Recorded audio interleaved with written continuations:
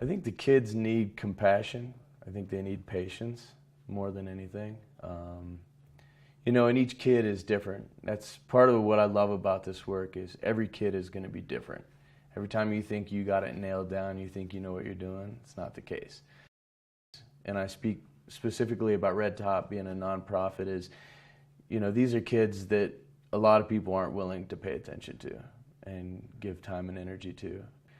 And thinking about these kids, a lot of criminals don't have to become criminals. Something could have been done earlier on about that, and that's what we're all collectively trying to do here at Red Top.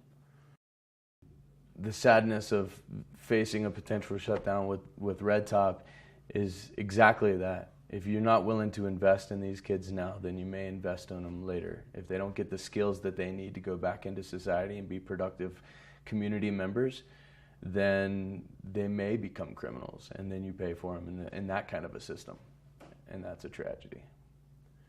It's a choice-based program, so we can't want it more than the kids. If they're not willing to change themselves, then you can't make them.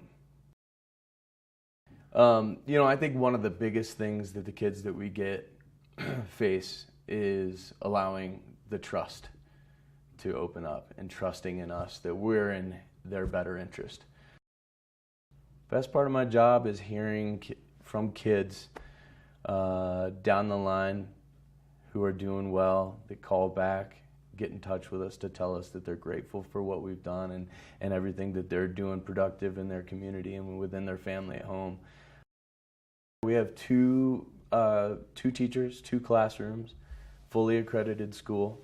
The one class focuses more on language arts and history, the other science and math. Ideally we would be full at 14 kids.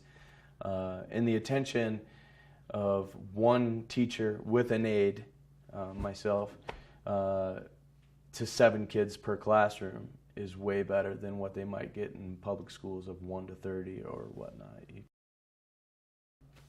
It's not just all about education here. You got the wilderness aspect, you got the therapy aspect, you got the school. So there's a bigger picture to it all.